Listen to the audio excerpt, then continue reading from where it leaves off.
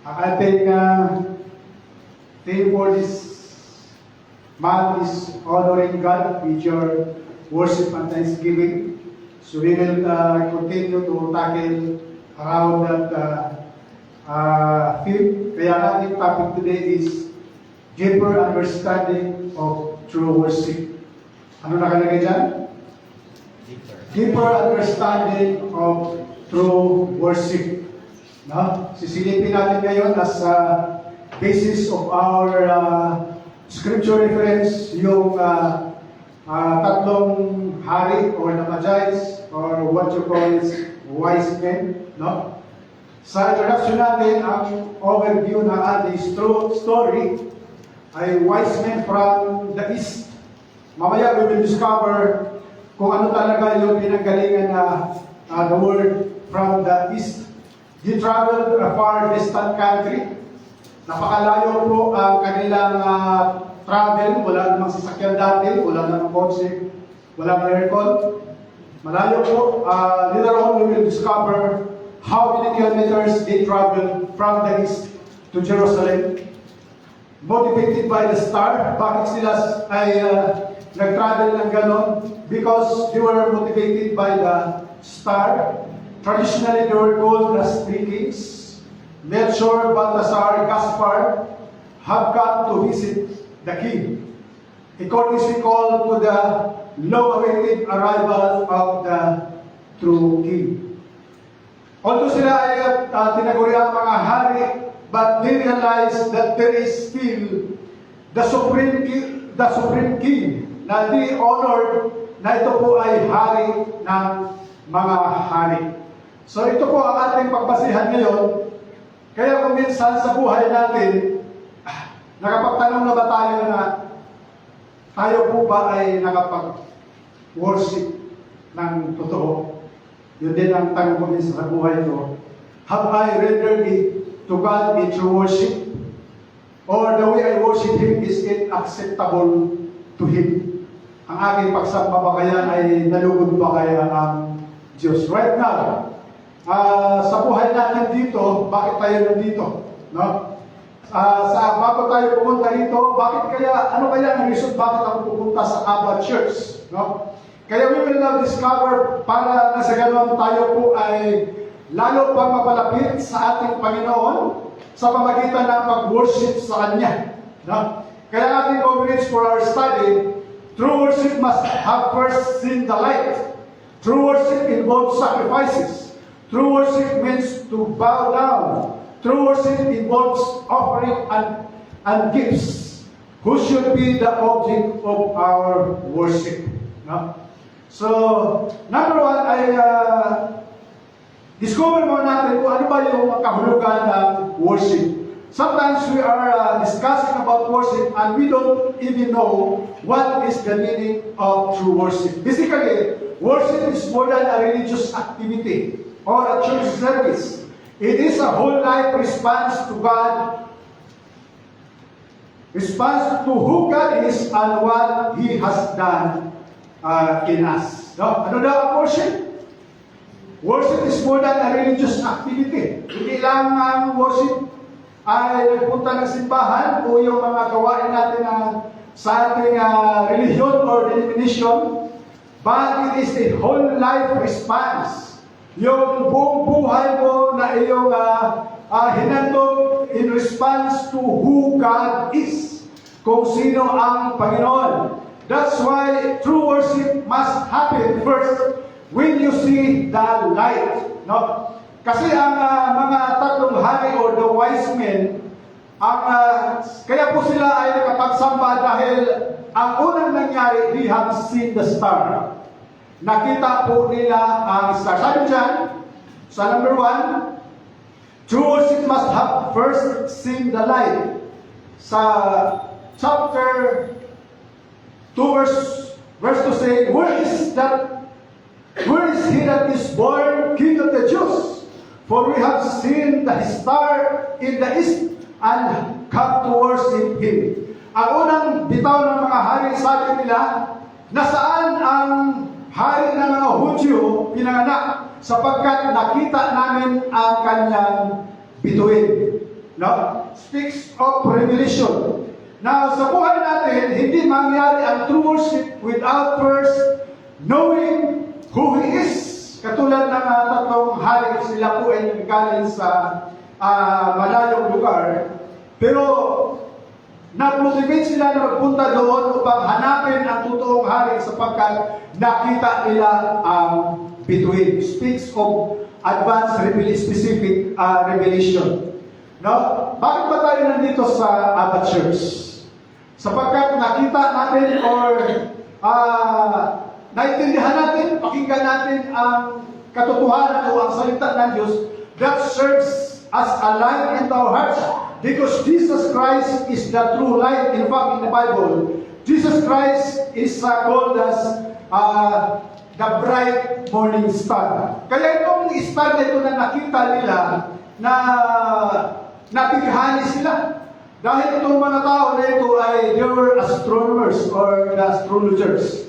Sila po ay mga wise men, probably scientists na nag-study sila the movement of the heavenly bodies na kung saan itong star na ito accordingly na nagpakita lang ito sa panahon ng 1,000 years o 100 years bago magpakita. Meaning to say, kung makita nila ito, may kahulugan na there must be something, there must be a VIP na pinanganak doon sa kung saan natapat yung star na iyon. Nakakalungkot po kasi pagdating nila sa Jerusalem, si Haring Herodes, naligalig po sapagkat hindi niya alam na mayroon palang pinanganak na hari ng mga Hudyo. Sino po ang nakaalam? Yung mga hari o mga wise men pa na sobrang layo. No? So, sa buhay natin, probably, na may mga religious leaders, no? Na sila po ay malapit sa simbahan and yet they don't know the revelation of who God is.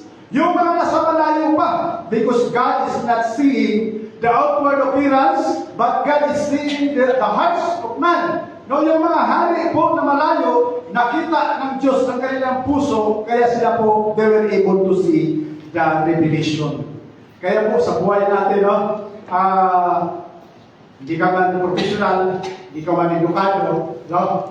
Pero kung ang Diyos magpahayag sa puso mo, makita mo yung star ni Lord, yung bituin ni Lord. Kaya minsan sinasabi ko rito, itong mga magi's na ito, itong mga wise men na ito, na-starstruck sila kay Lord. Amen po ba? Sabihin mo sa katabi mo, na-starstruck ka ba kay Lord?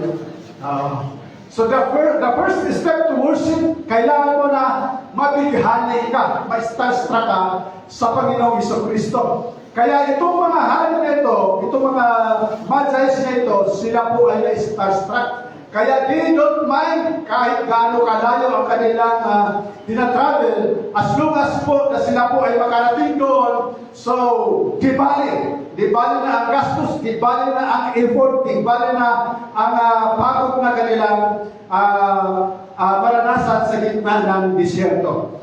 So sabi dito, ang kanilang nakita, star speaks of revelation and speaks of the knowledge of the truth. Because ang sabi dito sa John 4:23, yet a time is coming and has now come when the true worshipers will worship the Father in spirit and in truth. That is that for they are the kind of worshipers that the Father seeks. Ano daw? Ang hinahanap ng Ama na uri ng totoong pagsamba ay yung nagsamba sa Espiritu at sa katotohanan. Take note the word spirit and truth. The word truth there is yung knowledge mo. Yung knowledge mo kung who God is. Yun ang dahilan na ikaw ay mabighani sa ating Panginoong Jesucristo. That leads you to kneel down before God because you are amazed of His creation, of what He has done also. Ano yung ginawa niya sa buhay natin, lalo na tayo po ay niligtas ng Panginoon. So, very clear, no?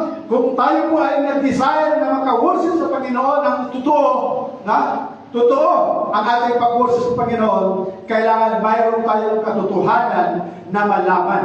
No? Sabi nito, number 2, true worship involves sacrifice. Ano daw? Ang totoong pagsamba pagsamba ay nangangailangan ng sakripisyo. No?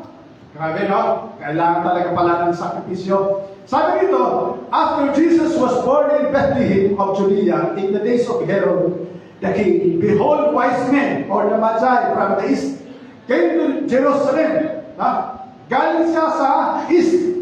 Ang sabi sa GPT, no, sa chat GPT, ang pangalan ng isa ay si Melchior from Persia. Ang sabi niyan, 1,600 to 2,000 kilometers. Ilan? Ilang kilometro? Andiyan pa ba kayo? 1,600 kilometers nag-travel siya by camel, no? They came to Jerusalem, to Bethlehem, just to worship the newborn king. Nakakalungkot minsan. Minsan, paano ko sarili ko, no? Nakakula pang 2 kilometros galing sa bahay, papunta dito. Minsan, tinatamad pa ako magpunta dito. No? Minsan, ang ating bahay mo, pala sa paligid lang. Pero tinatamad pa tayo magpunta sa church upang alamin ang katotohanan, upang naranasan natin ang ultimate presence of the living God. Kanina po, ang po ay nag-worship na paluha ako because I was overwhelmed with the presence of God habang tayo po ay nag-umawit sa kanta. Ang ating pagkanta, ang ating pagpupuri, no? Hindi pa yan ang totoong pagsamba, but that is part already. Once we praise God through worship, through praise and worship, ang Panginoon iparanas na niya ang presensya sa buhay natin kung saan tayo nakaupo dito. Kaya, hindi talaga pwede na hindi tayo magpunta dito kasi mamimiss natin yung presence ni God. Sabi nito, si Baltasar naman ay galing sa Arabia. No? Sa Arabia. So wala naman sinabi dito kung Saudi Arabia ba o ano ba, basta kahit sa Arabia. No? Ilang kilometers? 1,200 kilometers. Si Gaspar naman ay galing sa Babylon na tinatawag ngayon na Iraq. Yung si Google naman, may nagkakontradict sila dito kasi ang sabi, galing sa India si Gaspar. Pero kung isummarize natin ito, sabi rito, more than 1,000 kilometer po sila ay naglakbay sa desierto. Approximately, ang travel time nila is 3 months. Wow! Travel time, 3 months, kanilyo lang, under the heat of the sun sa desierto. No, minsan sa desierto, makaranas ka pa ng tinatawag na desert storm. Yung malakas na hangin na pag yan ay tumama sa hindi ka na makakita. Pero yun ang kinocross ng tatlong hari. No? Kung titingnan natin dyan sa next slide, makita natin yun yung picture na galing sa Google na mga kanilyo na they were crossing the desert. Pero yan po ay kulang po yan. Kasi po tatlo lang po yan. Ang pagkakaalam po, pagka ikaw ay hari, no, a wise man, bukod sa sinasakyan mo, may tinatawag kang entourage, no? Mayroon kang makasama, and you will bring the logistics, food, water. Imagine, 3 months, no? Nasa desierto lang kayo. So probably may mga dala sila, mga tent, no? So, true worship brings sacrifice, involves sacrifice, rather, no? So, kailangan talaga isipin natin, no? Na bakit pupunta pa ako at church? Sa church, gagasto na ako sa pamasahe, gagasto na ako sa oras, dapat sana magtatrabaho ako. Pero no, that is the true worship, involves sacrifice. Kung minsan sa hating gabi, ginising ako ni Lord, no? Tapos magbulay-bulay ako, kasi hindi ako makatulog minsan na insomnia na. Kaya wala akong choice kundi magbasa, hinig ng audio Bible, no? Kaya namangha ako, at there's something in me that impresses me na you kneel down to worship the living God. Sabi ko, bakit kailangan pa ako lumuhod at magpupuri sa Panginoon? Then we realize this. The true worship involves sacrifice. Amen po ba? Kaya yun yung kinalukuran ng ating Panginoon. Base rin sa ating nabasa, no? Grabe yung kinukross nila na deserto just to worship the newborn King. Number 3, true worship means to bow down. No? Ang totoong pagsamba ay yung pagyukod, pagbow down, pagluhod. No? Sabi nito, and when the wise men were come into the house, they saw the young child with Mary, his mother, and fell down and worshipped Him. Ano nangyari? Nung sila po ay nakarating na, nakita nila yung bata sa sinapupunan ni Mary. At ang sabi doon, sila po ay fell down. Everybody say, fell down. Mga hari, mga scientist, mga wise men, no? Bata ang kanilang nakita. Did he know that this young child is not an ordinary child? Although they were kings, pero sila po ay nag-bow down doon sa batang Jesus. Kapatid, sino ba ang sinasamba ko ngayon? Sinasamba nila hindi si Mary, sinasamba po nila yung bata. Kasi alam nila na itong bata na ito is the true King of the Jews. Bakit alam nila? They were Gentiles. Probably sila po ay mga Arabo. They don't know about God. Pero bakit na alam nila na this child is the King of the Jews? Bakit si Herodes hindi alam? Nung sinabi ng mga hari na saan dito yung batang, yun na pinanganak yung hari ng mga Hudyo. Sabi ni Herodes, ganun ba? Hari na ako dito sa Jerusalem, mayroon pa bang hari maliban sa akin? Pinatawag niya ang scribes, high priest. Tinanong niya, saan ba pinanganak? Kahit yung mga religious leaders, kahit yung mga pare, hindi nila alam na pinanganak na pala sa bakuran lang nila. No? Probably, no? May mga tao na dapat sila ay nauna na nakakaalam na sana sa katotohanan, pero pinili na Diyos na hindi nila malaman ito. The priest, the teachers of the law, no? Nandun na sa Jerusalem, sakas pa sila nagkagulo. Nung dumating ang balita, may pinanganak, pati si Herodes. Bakit? Because they have no real intention to offer the true worship. Kapatid, if you have no intention or desire to offer the true worship, God will never reveal you His truth. Hindi pahayag ni Lord ang katotohanan. Kasi sabihin niya, para saan ba? Kaya si Jesus Christ, there was a time na nag-utter siya ng mga parables, pero hindi naintindihan ng iba. Pero mga disciples nakaintindi. Sabi ng mga disciples, Lord, bakit mga talinghaga ang mga sinasabi mo sa amin? Sabi niya, blessed are you, because the mysteries of the kingdom has been revealed to you. Pero sa kanila, hindi pinahayag. So blessed are we in our church. Amen. Because the mystery of the kingdom has been revealed to us. The truth. Kung paano tayo sumamba sa Panginoon. Kaya ito yung na-amaze ako sa Panginoon. Lord, salamat na isa ako sa iyong pinili. At that leads me to bow down, even magpatira pa sa harap ng Panginoon. I am just amazed of His grace na kung ako ay niligtas ng Panginoon. Isang bata na magsasaka, 3 kalabaw ang ating pinapastol doon. Ang ating sinasakyan ay kalabaw. Aking dinadrive ng kalabaw. Yung na-amis ako, Lord, salamat, tinahog ba ako? Hindi na kalabaw ang dinadrive ko ngayon, full ranger na.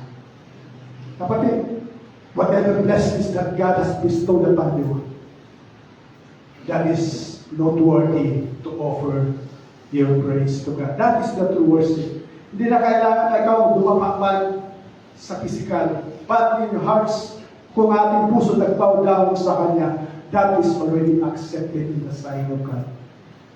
Naranasan na niyo yan? May mga unexpected blessings na dumating sa buhay mo. No? Lord, this is not because of me. This is not because of who I am. Hindi ito galing sa abilidad ko, Panginoon, but this is because of you. Na pinaulan ko sa Panginoon. You deserve it, Lord. My worship belongs to you. The credit does not belong to me. The credit belongs to you. Kaya mga kapatid, it's really, it works na tayo po ay narito sa ating sambahan. Amen po ba? Sobrang seryoso kayo, napakos na. The Hebrew word to worship is shaka, means to bow down or to prostrate oneself. Hindi po yan prostrate ha, prostrate po yan. Prostrate meaning you lay down in surrender and you lay down bare and naked in the sight of God. Para kang wala kang lakas. Sabi mo, Lord, wala akong lakas, pero gamitin mo ang buhay ko. That's part of worship. Kaya mga kapatid natin pagpunta rito, pagpanisipin ninyo sa simbahan, at sa gawain nito, ikaw po ay nakapagsaka na rito. Sa Psalms 95:6, sabi dyan, "O come, let us worship and bow down. Let us kneel before the Lord our Maker." Praise God, hallelujah. Ito. Okay, number 4 na tayo po. Pasensya na po kayo. Medyo na-overwhelm ako sa praising ni God. Kaya napakos.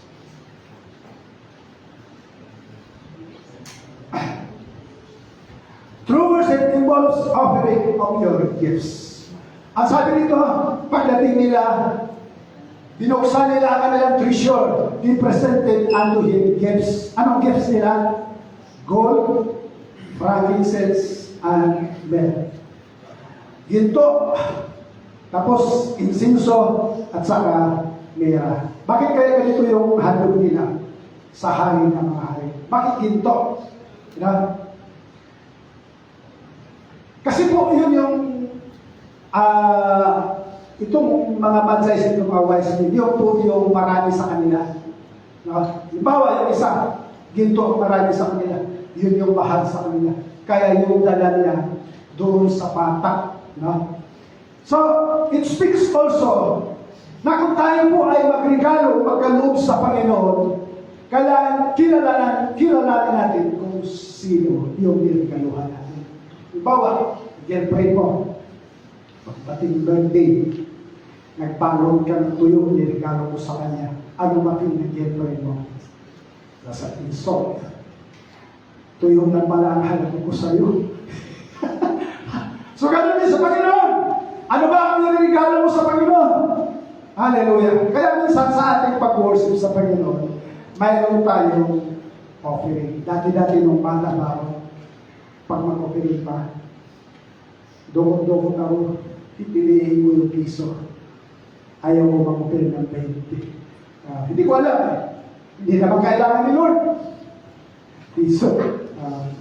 So, it's also an encouragement sa atin na kung sino yung pinuntahan natin dito, kailangan mahalaga rin ang ating regalo. Bakit dito? Dahil po ito preparation po. Kasi si Joseph po, maglalayas siya ng panahon na ito. Kasi si Herodes, hahanapin yung bata, pupukutan ng ulo. Kaya sabi ni nanganghel sa kanya, bumangon ka, pupunta ka doon sa Egypt. No? Ang layo ng Jerusalem to Egypt. Kaya siya, naghanda na ng ginto para meron silang panggasto doon sa Egypt. Dayuhan sila doon. Wala silang pangupa ng bahay. Wala silang pagkain. Bagong kasal pa sila. Kaya nung nag-ano siya, si Lord talaga napakatalino. Sabi mo napakatalino ni Lord. Bago pa dumating ang problema, may solusyon na. Amen! Kaya ganun sa buhay ko. Panahon na kailangan mo ng pinasyan, panahon kailangan mo ng tuition, makalaki ang tuition, panahon na kailangan na pinis ng sasakyan ko, kasi yung preventive maintenance ng sasakyan ko, 15,000 every 6 months yun. Kaya parang napaaral din ako.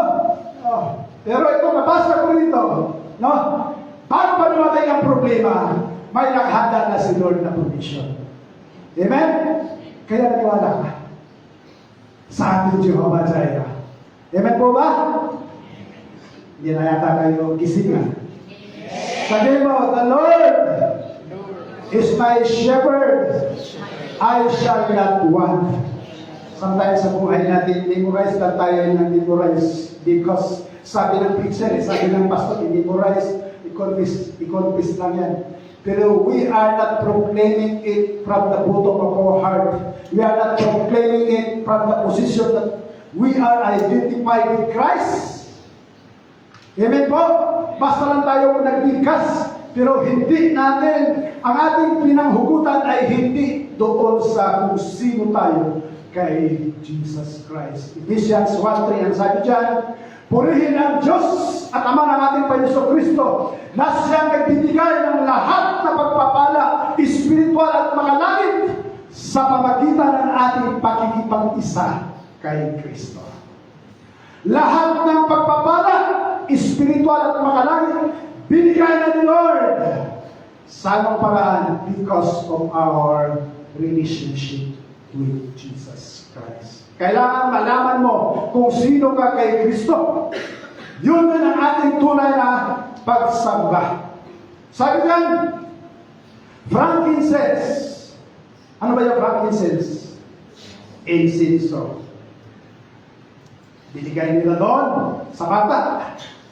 Yun pala ay nagsignify na yung bata parang insenso na mahalimuyang mabango, but slowly, surely the child, katulad ng insenso na upos, he will die. He will die in order for you to live. Amen? Tinanak siya para matay, para din tayo mabigyan ng buhay. Katulad ng buto.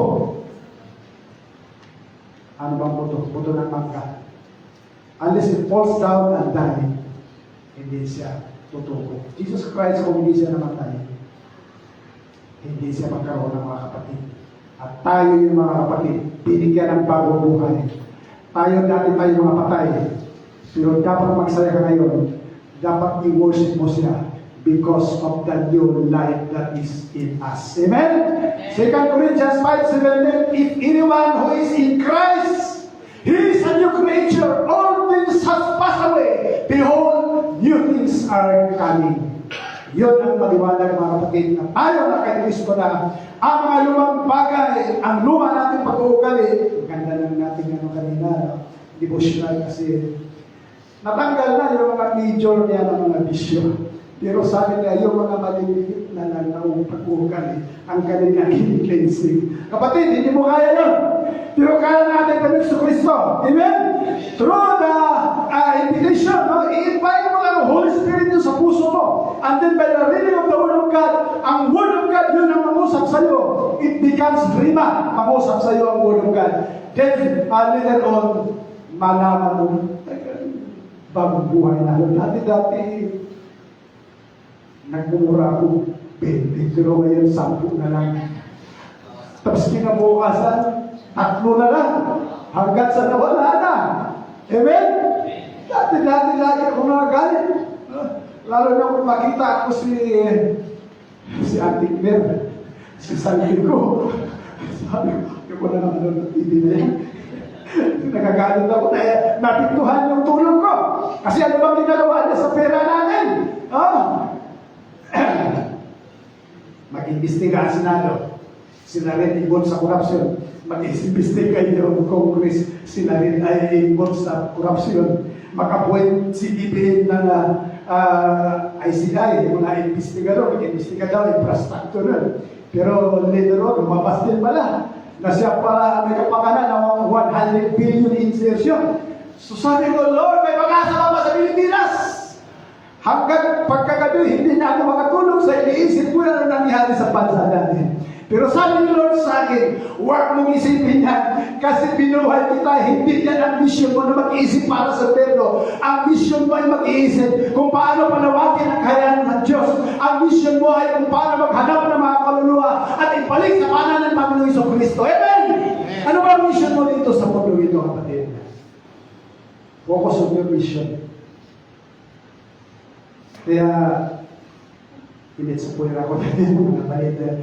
Pero kung magbukas naman ako ng cellphone, mag-pop up na naman. Oh, God, alam ko yun. Kaya sometimes sabi ko, mag-fasting kaya muna ako sa cellphone. Kasi, sinarado ko na yung cellphone, wala nang data ko na. Kaya kung mapansin mo, sana si pastor. Wala nang devotional. Kasi minsan nainis na ako. Pero sabi ni Lord, tanggalin mo na rin yung mga maliliit mong masamang pag-uugali. Amen? Amen! Alam mo kapatid, the true worship also cleanses us. Pag ikaw ay magsumamba sa Kanya, with your personal intimate relationship, mag-usap si Lord sa iyo, and that is a process of sanctification. Amen? It's a win-win situation. No? Nakapaglaan ka ng panahon, nalugod si Lord sa iyo, at si Lord naman nagbigay ng blessing sa iyo. Hindi lang material, kapatid. Yung blessing na in-place ka niya, and that is very important. Because your soul, your spirit, will one day face to Him, and the Lord will say, "Well done, thou good and faithful servant, because you are one of my children." Hallelujah. Napakabuti. True worship involves offering and gifts. Ano ba? Mera. Ano ba yung mera? It also speaks of Jesus Christ. Kasi yung mera, yun yung ginagamit pagbalsama. Na hindi magdikay, hindi magulong yung katawan ng tao. Kaya binabalsama yan. Kasi si Jesus Christ, binigyan siya ng mera, it symbolizes that the life of Jesus Christ here in earth na preserved at hindi po siya nahawa ng kasalanan. Marami pong nagtukso sa Kanya. Kaharap niya mismo ang diablo. Pero He never give up. Hindi po siya bumigay. Hindi po siya nahawa ng kasalanan. Kaya si Jesus Christ lived in a pure life na sinless siya. That's why He was able to pay our sins. Mira, kaya ito po ay very important sa buhay natin. Now, when we accept Jesus Christ, He will preserve our life as much as possible na hindi po tayo magkakasala. Kasi ang Holy Spirit nandyan sa puso mo. Kaya hindi ako naniwala na ikaw Kristiyano, maya-maya nagkakasala ka. Never. Minsan na po, because sabi ng Bible, if you live in spirit, if you walk by spirit, you don't have to walk by the flesh. Hindi na po ikaw. Kaya ang Panginoon Kristo may espiritu na binigay sa atin para protektahan ka at i-guide ka niya sa mga tamang desisyon. Di ba kayo matutuwa na? Nandyan sa iyo ang Holy Spirit? At nabasa mo rin sa Bible ng Holy Spirit, yung nag-uudyok sa iyo na ikaw ay mag-pray, mag-worship. Because the Bible says na tayo po ay hindi marunong mag-pray sa kanan atin. But the Holy Spirit will help us to pray. Ang Holy Spirit na mismo ang haharap doon at i-intercede ka niya kung ano mga pangailangan mo kahit hindi mo nasakmitin. Ang Holy Spirit na ang mag-ask sa Father na ibigay ang pangailangan mo. Ang hilihin lang ni Lord, magbigay ka lang, maglaan ka lang ng panahon sa Kanya. Amen! Palapakan natin si Lord. Sabi ni David, I will not offer unto the Lord which cost me nothing. Hindi raw siya sumamba kay Lord na sa walang halaga. Kailangan sabi na, mag-offer ako kay Lord. Yung mahalaga para sa akin at mahalaga rin para sa Kanya. Na? Huli na tayo. Who should be the object of your worship? Sino ba talaga dapat ang iyong sasabahin? Not human. Hindi pwede ialay mo ang iyong pagsamba sa tao.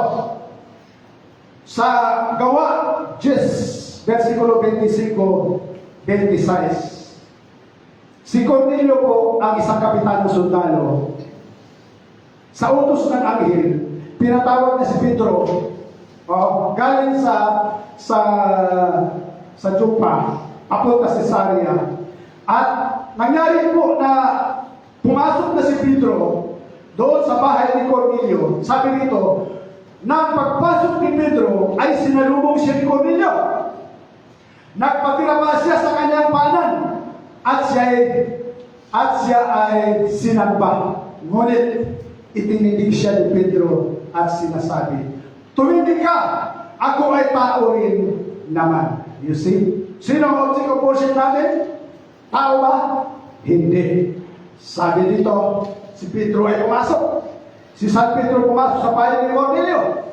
At nabighani si Cornelio because of the anointing of God on kay Pedro. Siguro nagliwanag si Pedro, kaya si Cornelio nag-bow down sabi ni Pedro, no! I'm just a human like you. Do not worship me. Kahit si San Pedro, ayaw niya tanggapin ang worship. Pero dahil mga tao tayo sumasamba doon sa mga santo. Kapatid, iwanan mo na yan. Because si San Pedro mismo, nang buhay pa siya, apostolis ni Cristo, ayaw niya tanggapin ang pagsamba ni Cornelio. Why? Because he knew that this worship not belong to me. It only belongs to God. Amen. Palapakan natin ang ating Panginoon. Kawawa ang ating mga ibang mga kapatiran ngayon. Dahil ang bansang Pilipinas is the nation, not only the Christian nation in the Far East, but what happened to our country. Na sila ba talaga ay sumamba sa tuong Diyos? Not angels, ang sabi sa Revelation 19:10, at ako ay nagpatira pa sa harapan ng kanyang mga paa upang sambahin siya. At ang sabi niya, huwag mong gawin yan. Ako ay kapwa mong alipin at kapatid mong lalaki na taglay sa patutuo ni Jesus. Sambahin mo ang Diyos sapagkat ang patutuo tungkol kay Jesus ay ang Espiritu nagpahayag. Ang account dito, ganito yan. Si John de Bilabid, ang revelation, pinakita na sa kanya what will happen in the future. At yung nagpakita kanya ay ang anghel. No? Sa island of Patmos, nakita niya yung anghel. No? Tapos sumamba siya. Pero even the angels, sabi niya, huwag mong gawin yan. Ang anghel, ang mga santo, sila ni Pedro, they reject the worship. Pero bakit ang Pilipinas ang daming mga santo na sinasamba? Worse doon sa India. Because they have 70,000 gods doon sa India na kanilang sinasamba. Kaya ang bansang mga maraming sinasamba, yun ang mahirap. Oo. Mga mahirap ang sinasamba ng maraming mga anito, mga tradisyon na mga espiritista. Kaya ang Pilipinas, alam nyo, kahit anong gawin natin, hirap makausad. Because in Exodus 20, ang sabi ni God dyan, thou shalt have no other gods before me. Even the graven image, I hate that. That is illegal for me. If you do, I will visit you until the third generation. Kung ikaw ay magkaroon ng ibang Diyos maliban sa akin, isusumpa kita hanggang sa ikatatlong lahi ang iyong mga apo. Susumpain na hindi makausbong, hindi unlad sa buhay. Ganon ang nangyari sa Pilipinas. Noon pa naman, may kurakot na, maliit pa ako. Hanggang ngayon may kurakot pa rin at palala pa ng palala. Why? Sapagkat sinumpa na tayo dahil sa marami nating mga Diyos-Diyosan. May mga maliit, may mga malalaki, may lalaki, may bababae. Yan, binilisan pa natin sila. Kasi ang akala natin, ikaw ang Diyos nagliligtas sa akin. Pero ang sabi nito, nireject ng anghel, nireject ni San Pedro. Kasi ang sabi niya, ang sambahin mo lang ay siya ang lumikha ng langit at lupa. Siya ang dapat natin purihin at sambahin. Kasi yan ang totoong pagsamba at hinahanap ng Ama. Kapatid, sino ba sinasamba natin? Only God next slide. Let us see now. Aktual na pangyayari sa langit. Nakita ni John de Bilabid paano sila sumamba doon. No? Kaya ito, ang ating pagsamba rito, it's just practice. Rehearsal. Tingnan natin ano nangyari doon sa langit. At narinig ko, umawit ang bawat nilikha na sa langit. Bawat nilikha na sa langit. Bawat nilikha na sa lupa. Bawat nilikha sa ilalim sa lupa. Bawat nilikha sa dagat. Lahat ng mga naroon. Saan sila nagsamba? Sa nakaupo sa trono at sa kordero, ang papuri at karangalan, kaluwalhatian, ang kapangyarihan magpakailanman. At sumagot ang apat nilang nabuhay, atin, nagpatira pa ang matatag niyang pinuno at nagsisamba sila. Saan? Saan ang kanilang papuri at pag-worship? Doon sa nakaupo sa trono at sa kordero. Sino ang nakaupo sa trono? Sino ang nakaupo sa trono? It's God the Father. Sino yung kordero? No other than Jesus Christ, the Son of the living God. Amen? Siya ang kordero ng Diyos na nag-alis sa mga kasalanan sa sanlibutan. Siya ang nag-alis ng kasalanan mo. That's why siya lang dapat ang karapat-dapat pupurihin. Wala nang iba. Sino ba nagkita sa iyo? Si San Pedro ba? Si Abraham ba? Si San Roque ba? It's Jesus Christ. It's the only way, the truth, and the life. At yun yung totoong pagsamba. Kailangan intindihan natin kung sino ang sinasamba natin. Sabi dito, next, at sinabi ng Diablo kay Jesus, ito naman yung pagkatukso kay Jesus Christ. Ang lahat ng ilan, ang nangyari kasi ito, makinikwan na kayo. Sabi ng Diablo, kung ikaw anak ng Diyos, gawin mo yung batong tinapay. Kasi gutom ka na eh. Tatlo yun eh. Sabi ni Jesus Christ, hindi na mabuhay ang tao sa tinapay pag sa salita ng Diyos. Pero one time, dinala siya doon sa ibabaw ng tuktok sa bundok, pinakamataas. Sabi ng Diablo, kita mo yan? Karian? Yung kantipulo? Kita mo na dati mga balls, no? Dati kayamanan. Sabi niya kay Jesus Christ, all this world I will give to you if you only bow down to me. All is world. Kung minsan ay mga pagpapala, hindi lahat ay galing sa Panginoon. Isang galing sa Diablo. Lahat ng ito ibibigay ko sa iyo if you only bow down to me. Kapatid, kung ang pagpapala na yan o ang trabaho na yan binigay sa iyo at yun yung dahilan na ikaw ay lumayo sa Diyos, napalayo sa Diyos, probably that is not the true blessing. Amen? Kasi sabi ni Satanas, if you see this kingdom, this world, I will give to you if you only bow down to me. At ang sabi ni Jesus Christ, kung kinumpronte harapan, lumayas ka, Satanas! You only worship God, the creator of the universe. Satan demands worship. Hindi alam ng tao ngayon, sinasamba siya. Akala ng mga tao sumamba sila sa Diyos, pero sumamba sila kay Satanas. Alam mo kung bakit? Katulad na nangyari, wala na silang ginawa, kundi isipin yung pira, kundi payayamanin yung bulsa nila.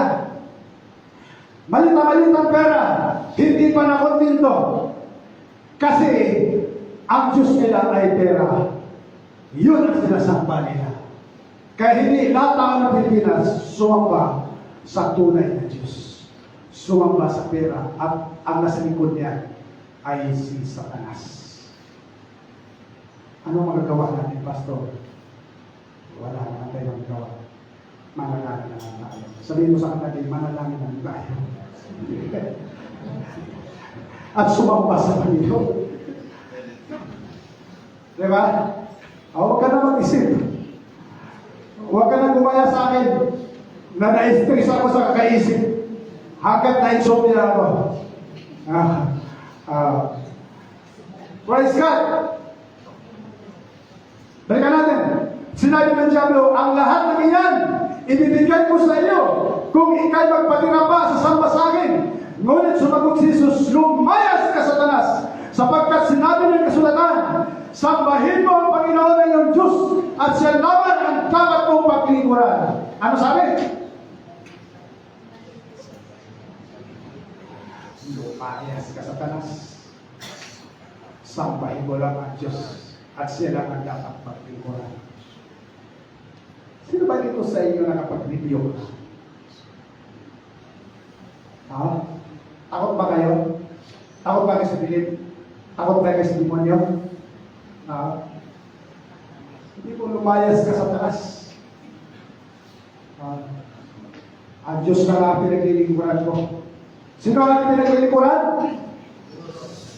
Sino ang ating pinaglilingkuran? Amen? Mukhang hindi kayo nagkikinig eh. Sino ang ating pinaglilingkuran? Sabihin mo, ang tunay na tagapaglikha lang ating paglilingkuran. Sabihin mo sa kapatid mo, ang Diyos lang ang ating paglilingkuran. Kaya huwag ka mawawala sa Sunday.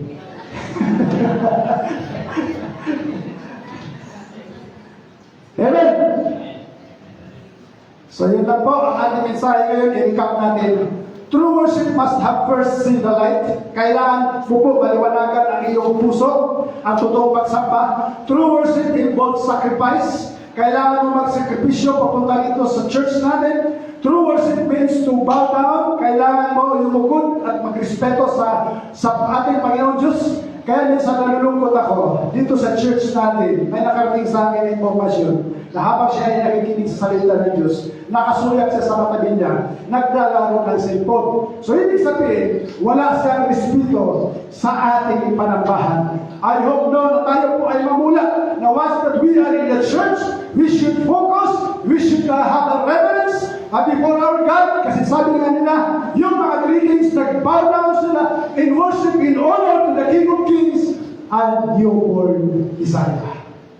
True worship involves offering and gifts. Ang pagsuporta sa gawain ng Panginoon, huwag natin kalimutan. At the most important, who should be the object of our worship? Sino ba talaga ang iyong sinasamba? Ang iyong trabaho, ang iyong kapitbahay, ang iyong kaibigan, ang iyong boss, ang iyong pera? No, I hope na i-correct natin yan.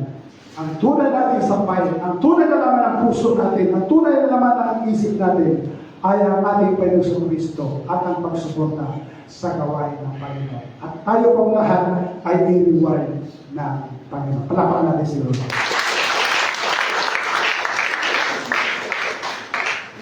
I will pray for you. Just bow down. Tayo po ay mag-iupo sa ating mga. Father God, I pray that this words na iyong binigay sa amin. This will not pass through us na wala kaming naintindihan, wala kaming nalalaman pa yun. Pagkus Panginoon, ito po ay tumibos sa aming mga puso. Beginning today, we will learn to worship you in spirit and in truth. I pray, O Lord God, at bawat sa amin, magkaroon ng bagong pananaw sa tungkol sa pagsamba. In Jesus' name, amen.